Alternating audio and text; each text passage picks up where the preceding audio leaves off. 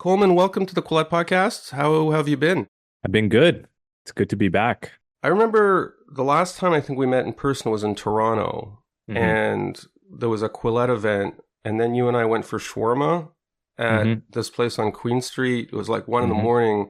I don't remember what we talked about, except that you talked about how you had to get up early the next day to fly somewhere, but you really wanted to go out, and so you weren't worried about this person you called Future Coleman.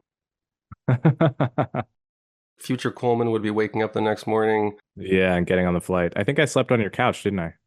I just remember the shawarma. Yeah, I think I did sleep on your couch. I have a very strong memory for fast food. At the time, did you think Future Coleman would be writing a book and Future Coleman would being gushed over by the likes of John McWhorter and Sam Harris? I definitely knew I was going to write a book. In fact, I probably thought I'd write it sooner than ended up writing it. It took longer than I expected. So I was definitely aware of future Coleman's aspirations and already working towards them at that time. Let's talk a little bit about past Coleman, because apparently past Coleman had an afro, and also past Coleman went to a private school at one point. All these people were trying to touch your head because it was a novelty. And then I think it's 2012, took the opportunity for a 3-day trip to some kind of like identity jamboree. You're in high school and you describe your motivations as just like, wow, it's 3 days vacation from school. But in retrospect, as you describe it, it was a kind of proto version of identity awakening camp or something like that. hmm Can you describe what that was like? Because, this is 12 years ago. It seems like this event was ahead of its time, right? Yeah, absolutely was ahead of his time. You're right that the fact I was Black and Hispanic and not white was part of the reason they sent me or they offered to send me to this 3-day excursion. Yeah, when I was in sixth or seventh grade, I had a huge afro, which was became a problem for me because at this new private school, the white kids and the kids of all races there really were not used to seeing an afro. So it was a novelty to them, and they would almost every day, it seemed, want to touch it. Some would ask permission, some wouldn't. And this was a sharp difference from my prior experience in public school in my town, where it was something like 30% Black kids at that time. So all of the white kids were used to seeing afros all the time. There was nothing Right. particularly interesting to those white kids about seeing an afro. They weren't moved to touch it. Because it was now getting touched all the time, it would ruin the preparation I did on it to get it looking good. It just built up over time as this annoyance that turned into actual exasperation and frustration to the point where I cried to my parents, like, I don't know how to make these kids stop touching my afro. The worst part about it is that it actually wasn't mean-spirited or bullying in any way. If it were, I probably would have stood up to the bullies in a more Right. typical sense, but it was actually all out of benign curiosity, which meant for me to shut it down would have required a kind of subtle boundary setting that I wasn't really capable of as a 12-year-old. In any event, I ended up getting rid of the afro, had a great time at the school, and I really loved the overall environment of the school in every other way. When I was a sophomore, I believe, or a junior, I forget, my school sent a few kids to what was called the People of Color Conference, which you correctly identify as a kind of identity awakening camp. And it was there that I first heard the concepts of intersectionality, critical race theory, internalized oppression, whiteness, and so on and so forth. Prior to that, I had grown up with the ethic that your race doesn't matter. Your skin color doesn't tell you anything deep about who you are, and that treating people on the basis of their race was wrong in every conceivable sense. But at this identity awakening camp, I was taught that my blackness was essentially a kind of magic, right? That it was like a slice of God inside my soul that white people didn't have. And that message was powerfully attractive to certain kids. Anyway, when I went back to my private school, I kind of wrote this off as a weird little excursion, little exception to my general world, and I never expected to see it again. It's almost like I visited Utah and saw how Mormons lived for a couple of days and then went back to reality.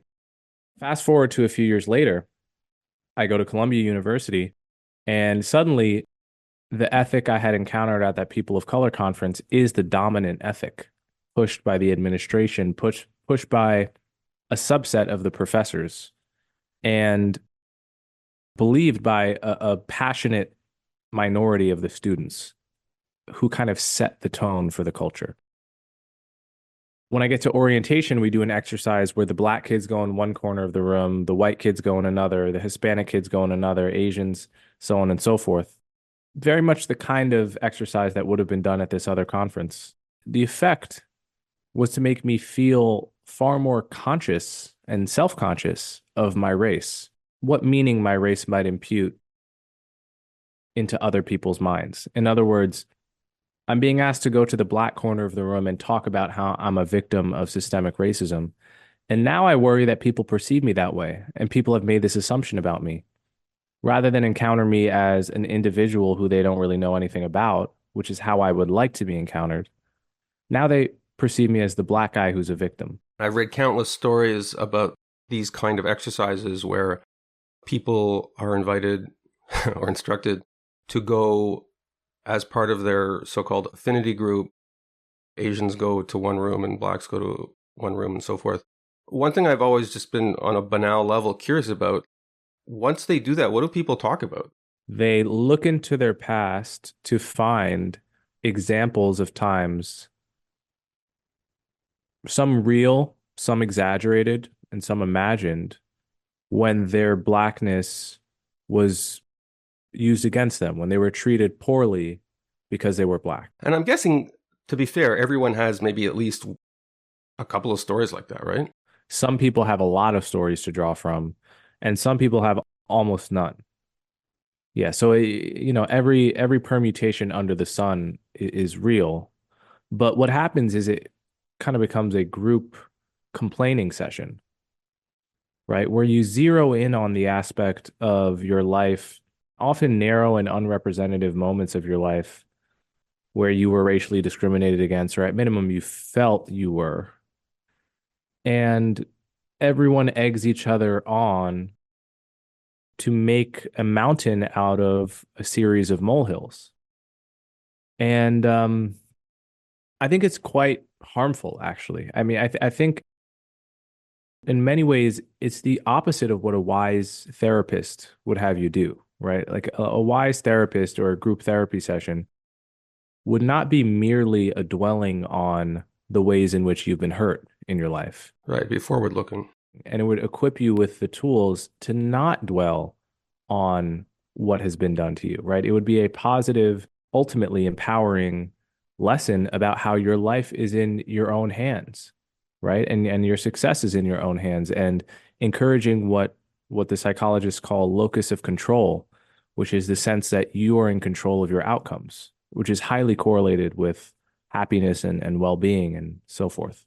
So that's all to say, I'm not against discussing real instances of racism. I've discussed the few real instances of racism in my own life. And I'm not against discussing whole areas in which society may be racist. I am, however, against a toxic dwelling on racism as a kind of a mode of social engagement. Right. This is obviously a tangent, but in my ignorance, I'd always assumed the afro was like a zero maintenance hairstyle. Why would you assume that? Because it's round, and like that's kind of like the Greeks considered the circle the perfect shape. How do you ensure it's round?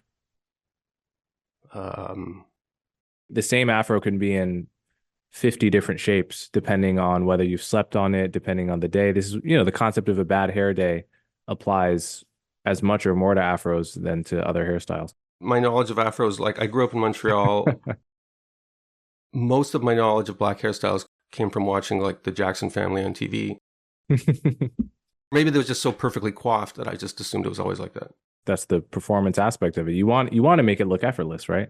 Very few of my listeners come here for hair care, so I'm going to move on. Going back to your Columbia experience, you have a really good line here.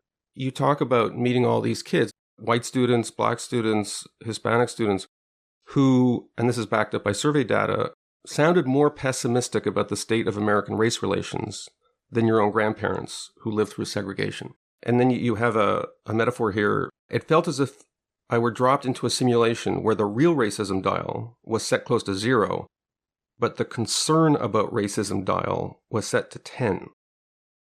How would you navigate conversations with people? You had to get through 4 years of college, and you didn't want, presumably, every social encounter to be a debate. So what was your coping strategy? I think I used my social intuition to pick my battles. It helped that I was a multifaceted person. I've never been obsessed with politics. You know, I was really interested in music and philosophy, so I had lots of other things to talk about with a typical friend or acquaintance other than politics. And half the time I would just, you know, self-censor and let the conversation move on because I didn't want to debate someone. But the other half of the time I would just try to express my opinion, listen to them, and then disagree with them if they said something that didn't make sense to me. Between that and trying to write for the campus newspaper and eventually writing for Quillette, I did develop a reputation as, in the minds of Columbia kids, I was a conservative, a contrarian, and a dangerous person, essentially. That's all relative because to be a centrist, essentially, is to be perceived as on the far right. Writing for Quillette cost you at least one date, didn't it? Yeah, it did.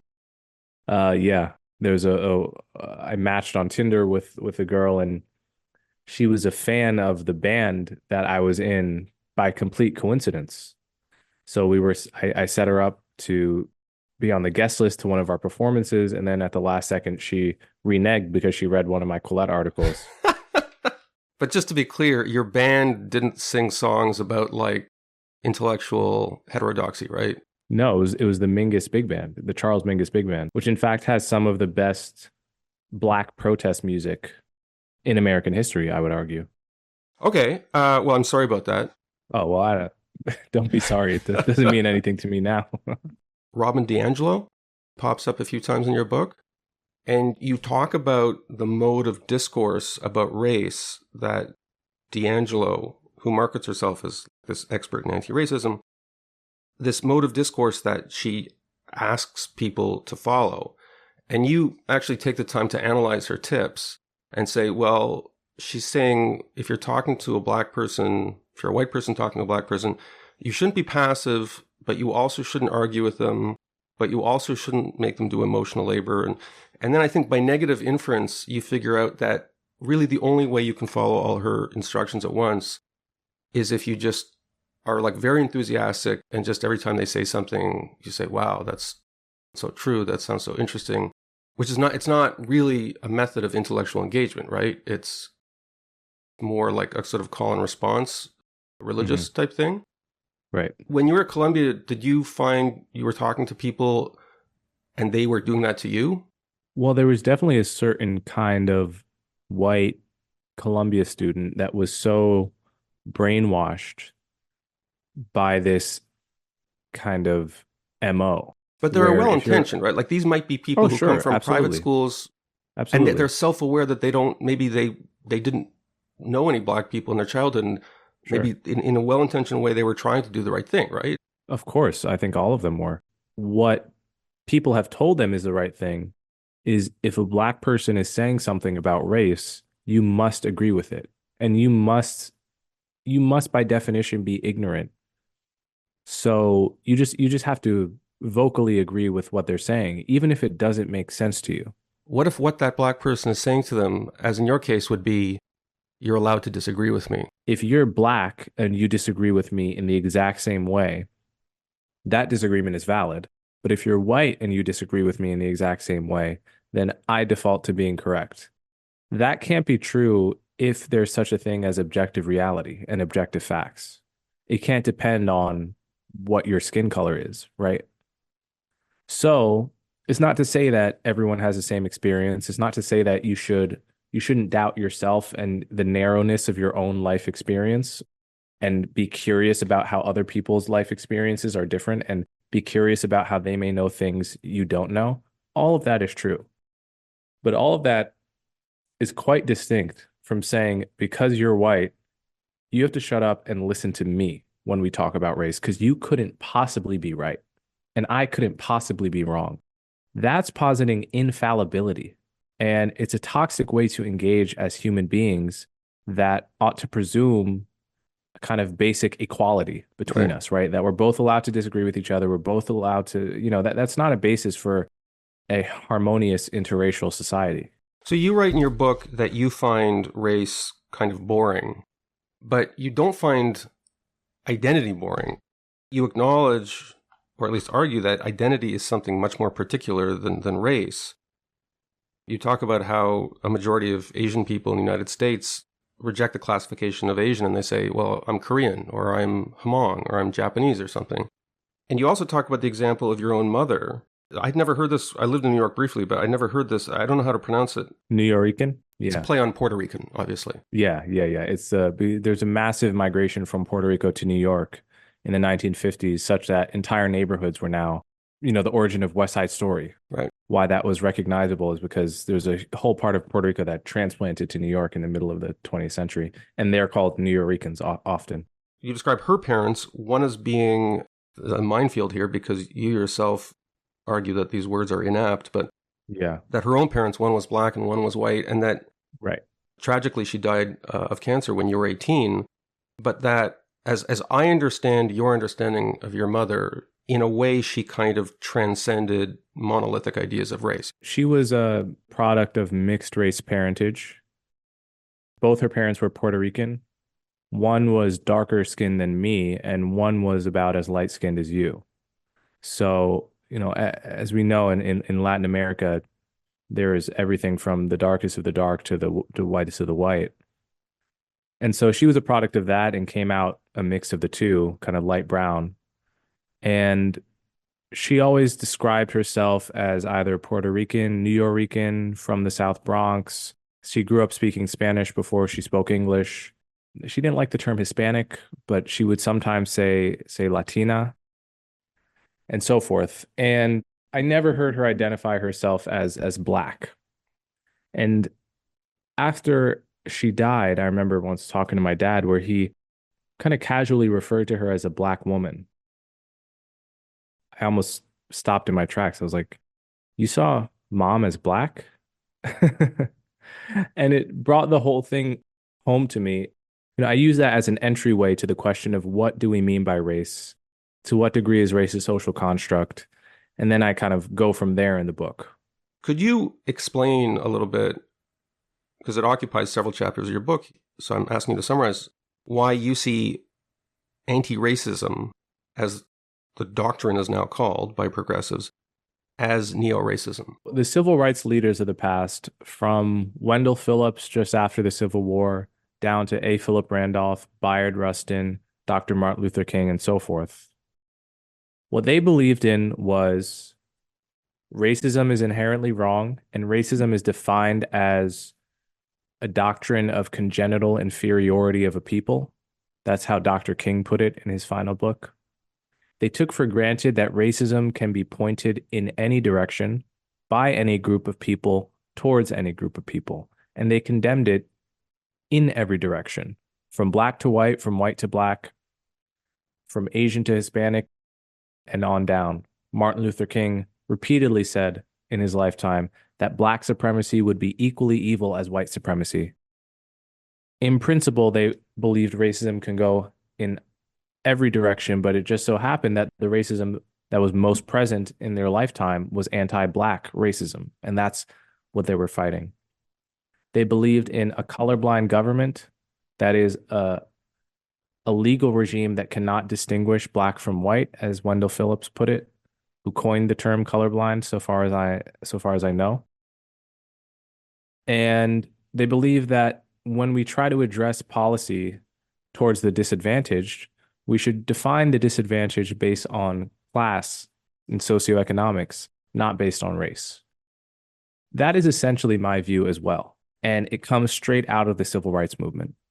Since the civil rights movement, there have been various trends on the left which have rejected its core ethos, among them critical race theory and modern anti-racism of the type Kendi and DiAngelo espouse.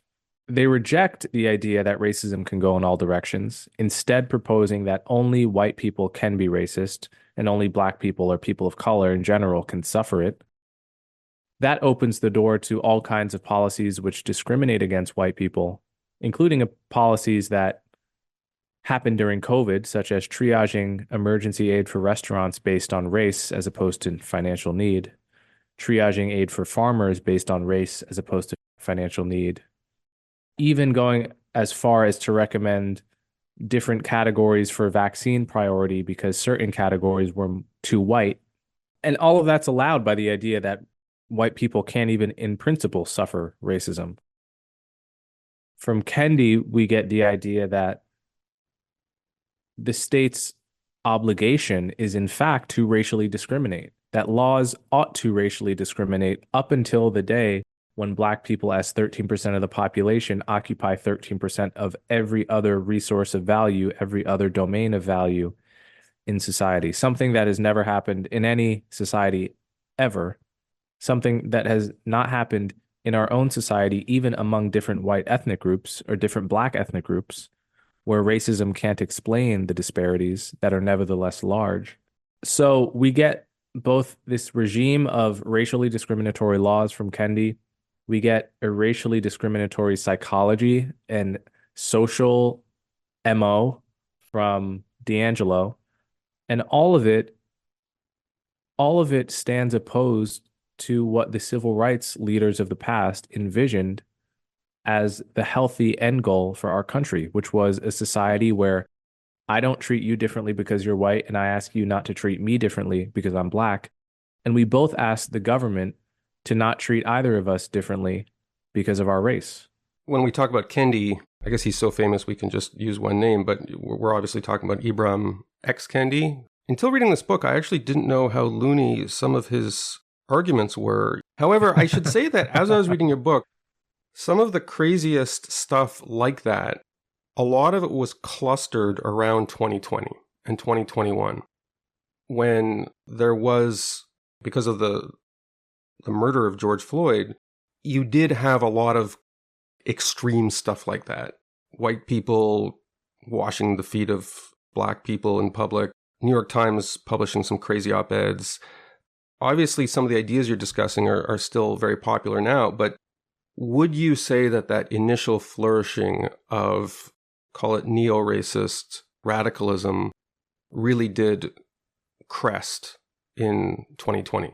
It peaked in 2020 and 2021 as a result of the death of George Floyd, the public outpouring of grief and sorrow and rage in response to that.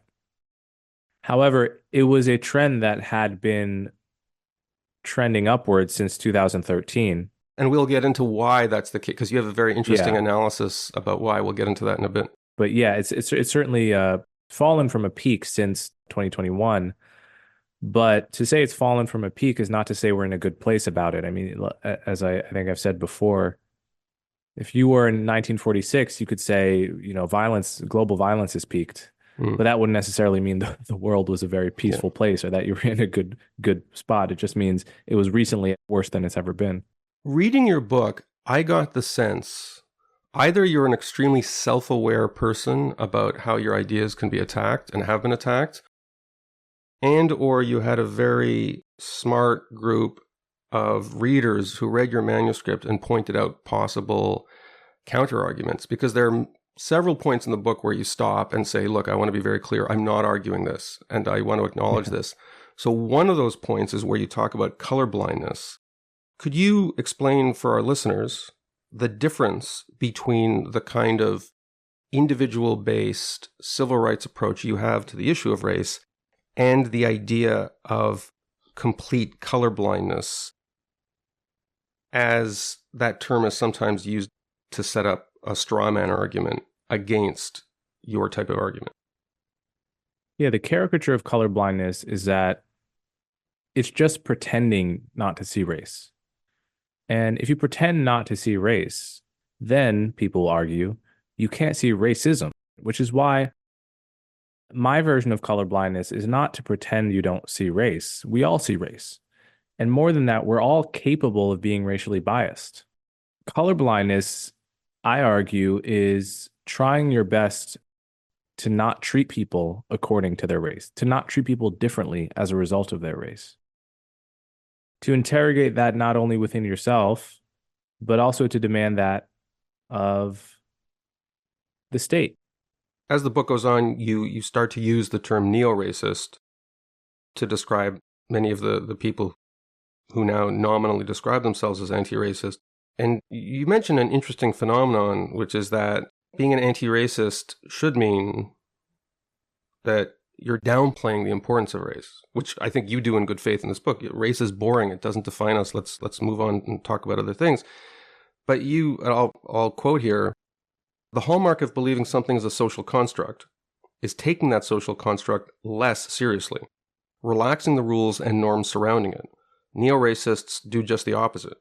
They police the rules of race with the zeal that they could not possibly have if they really believed it was just a social construct, which rings true to me, but you're essentially accusing them of intellectual dishonesty here.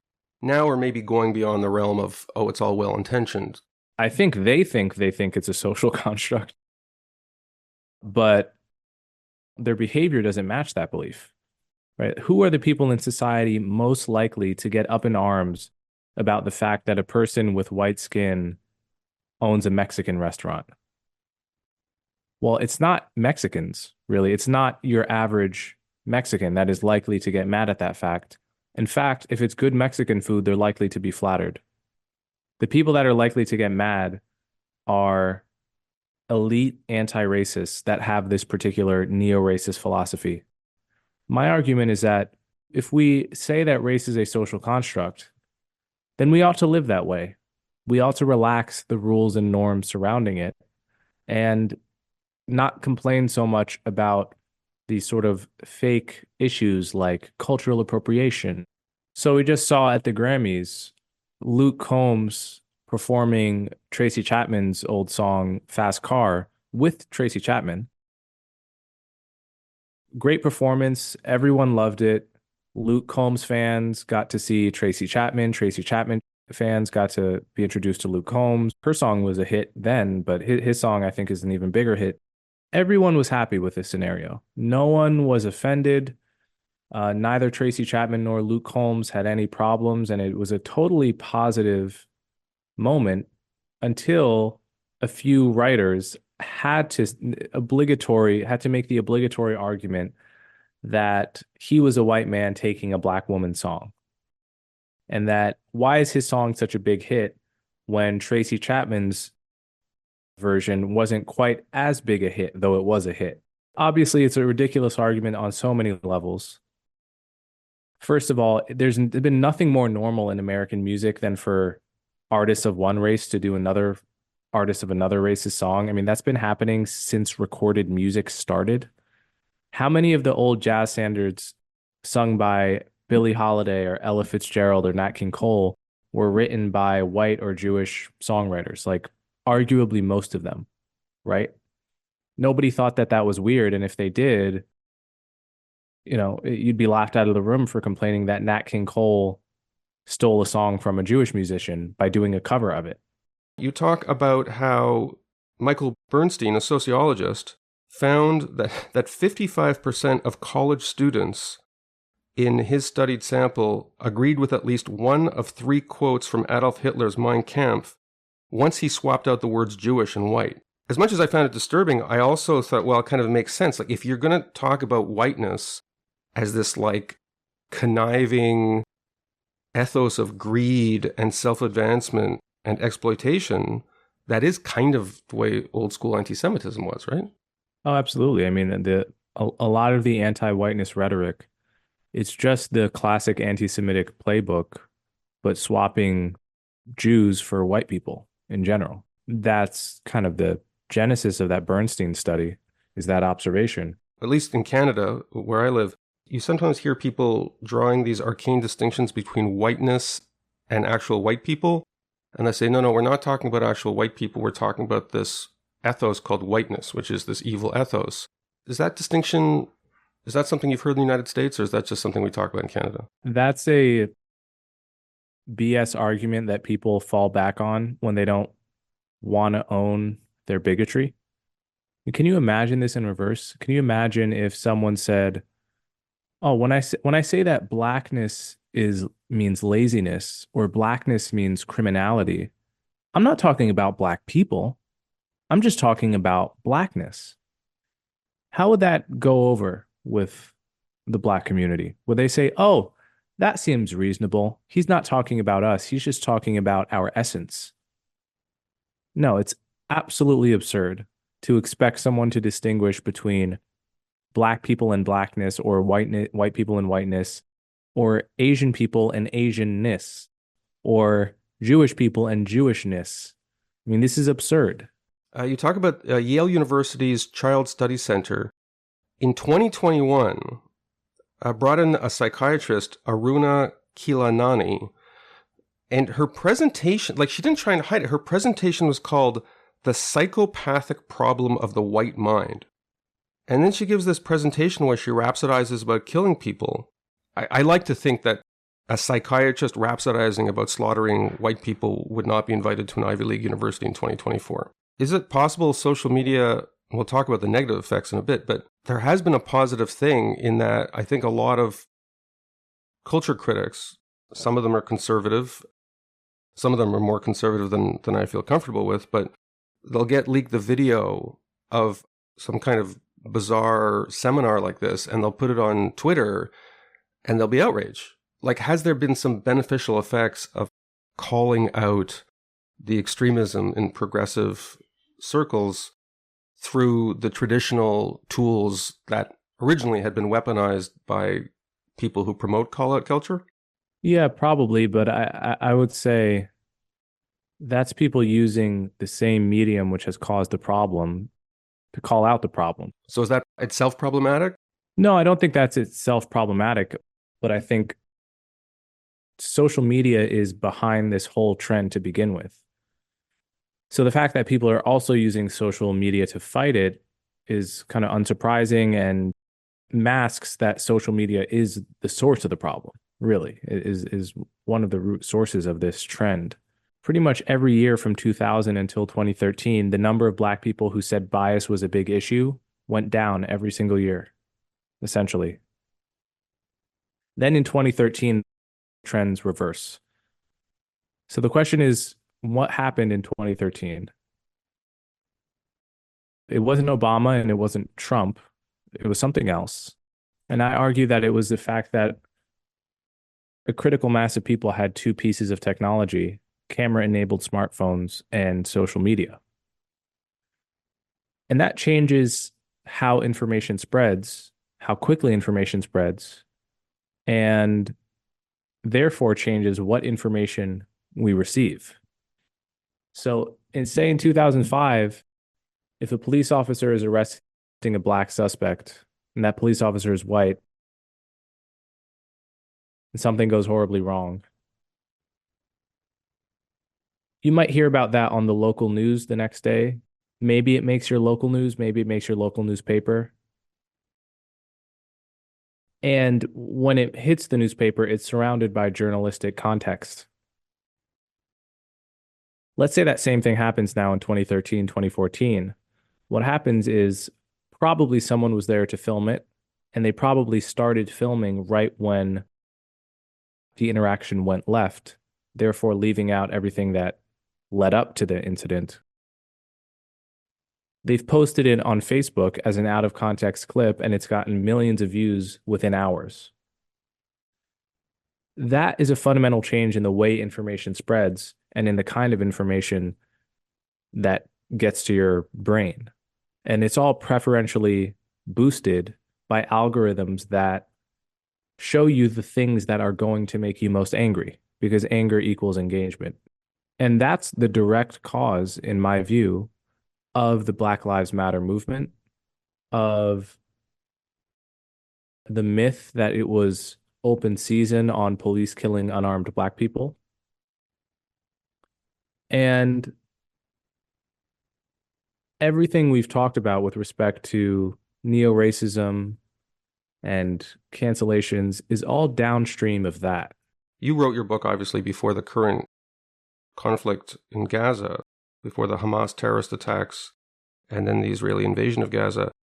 But I can tell you that among my friends who are Zionists, there was a period, and some are still doing it, that all they did, they were just watching this stuff on their phone, getting themselves worked up about it. And then other people who are more passionate about Palestinian rights, it was the same thing. They were also glued to their phone, but they were being radicalized on the other side.